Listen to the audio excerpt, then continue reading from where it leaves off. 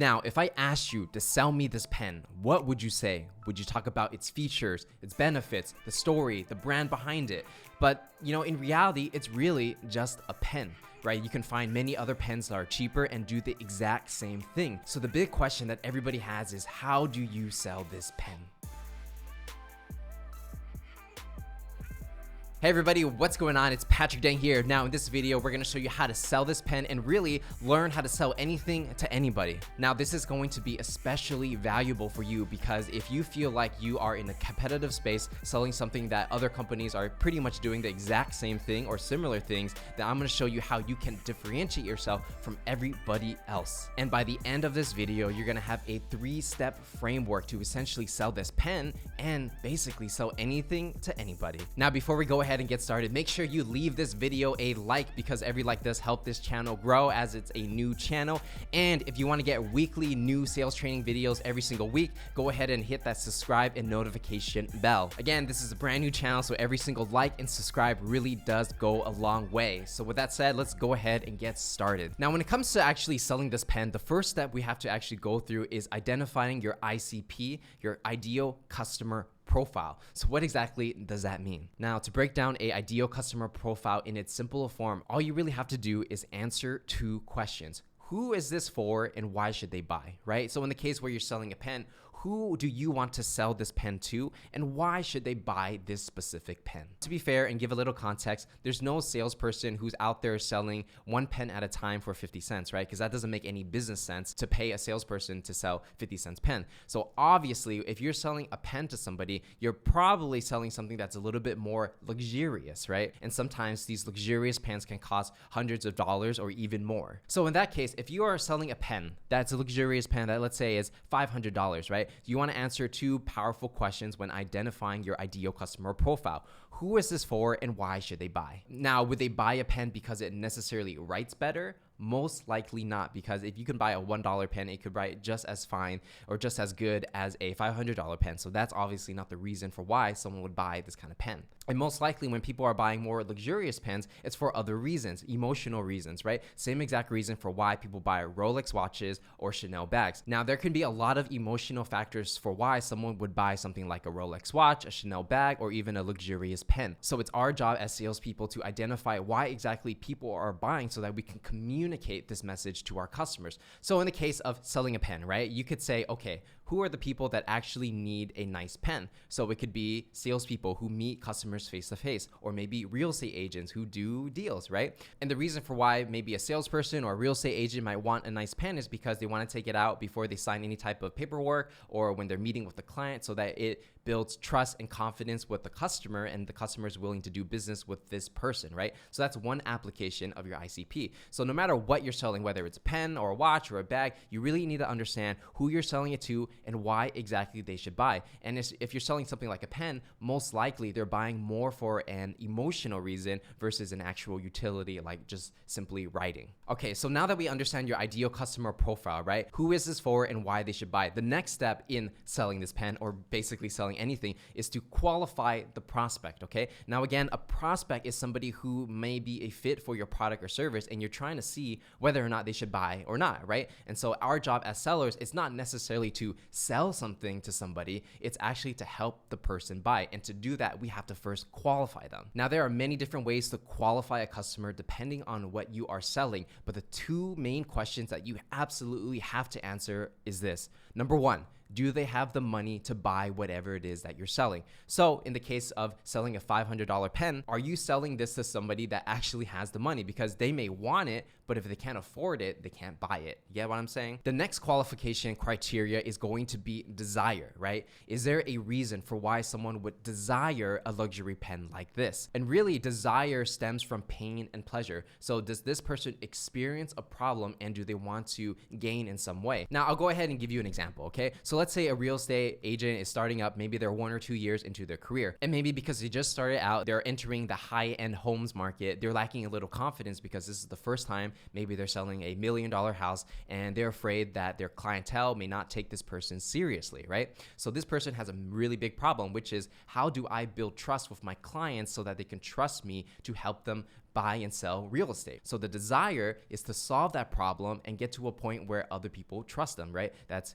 fixing their insecurities, getting validation from others, and also monetarily, financially gaining from selling more real estate, okay? When you're selling a pen to this type of person, you're not only just selling the pen, you're also selling status, you're selling confidence, and you're also selling future wealth that they can gain if they have confidence and do away with any insecurities that they have. So let's get a little more practical. How would you exactly get someone to tell you these things and share their emotions with you so you can position this pen as something that's very desirable for someone, right? So let's say I'm a pen salesman and I am selling to a real estate agent who's young, he's just starting up, and he's trying to enter the high-end homes market. But let's say I learned that he's a little insecure because he's a young person and he's not sure if people will take him seriously, right? So in this example, I'm sitting face to face with a real estate agent I'm trying to sell to, and I'm just asking him a couple of questions, right? So I say something like, hey John, when you are working with different clients and you have to fill out paperwork, or maybe you're signing a contract, what kind of pen are you using? Right? And John might pull out a pen and he say, oh, I'm using this cheap one I got at, the market or whatever it was, right? Then I can ask something such as, when you pull out that pen, how do you feel about that? And John might have never thought of it before. He might look at the pen and say, I guess I never really thought about this pen before. I just used whatever pen I had. And I say, interesting. So maybe you haven't thought about it, but let's go ahead and try an exercise.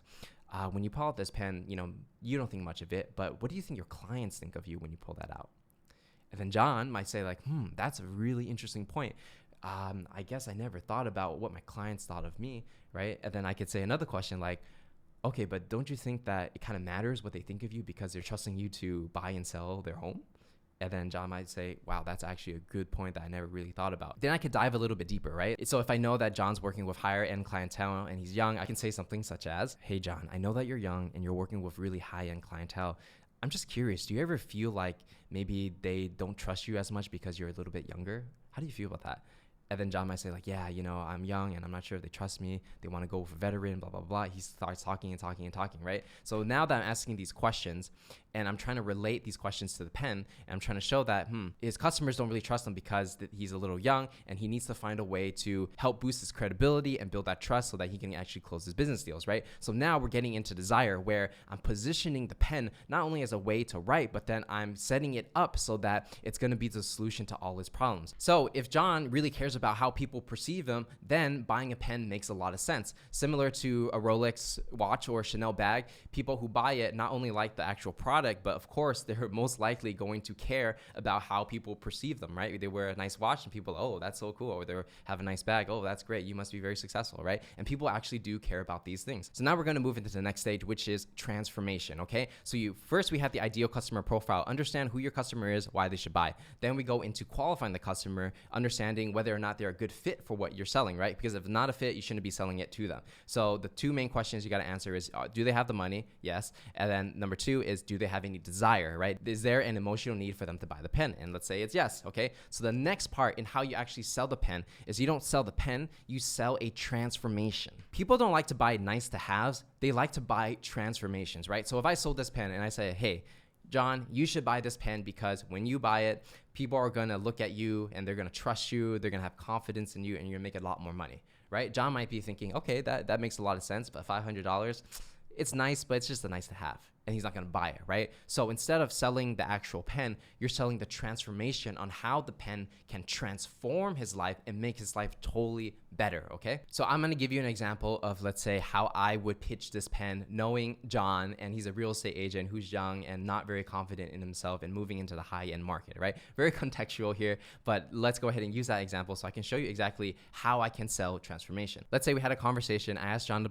ton of questions. He told me all these things, and now it's my turn to tell him about what I do, right? So I could say, hey, John, listen, thanks for sharing all of that with me. Now, I might be able to help you with some of your challenges. Do you mind if I just tell you a little bit about what I do and how these pens might be able to help you?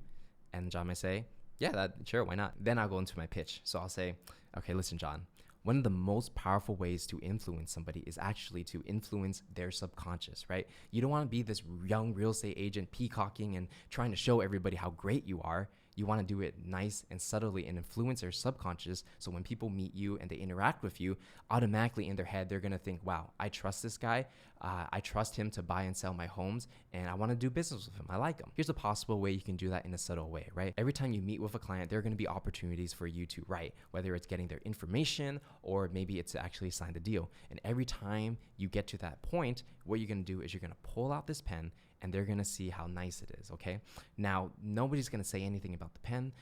Nobody's going to say, wow, that's such a great pen, right? Because it's so subtle. But then subconsciously in their head, they're thinking, wow, this guy must be successful. I trust him. I like him. I will do business with him, right? Again, all happening in the subconscious. And it's pretty much the same effect if, let's say, someone's wearing a Rolex watch or they have a Chanel bag, right? Because you're indicating status with physical objects, right? And I'm not saying you're being superficial. I'm just letting you know how people perceive others and how you can use these brands and these nice things as leverage to increase your position as a real estate agent. So sure, this is a pen that, writes just like any other pen, but you're not really buying a pen. What you're doing is you're using a tool to influence other people's subconscious, which will in turn help you make more money and be more successful as a real estate agent, obviously. And the best part of it all is that it's a very subtle thing, okay?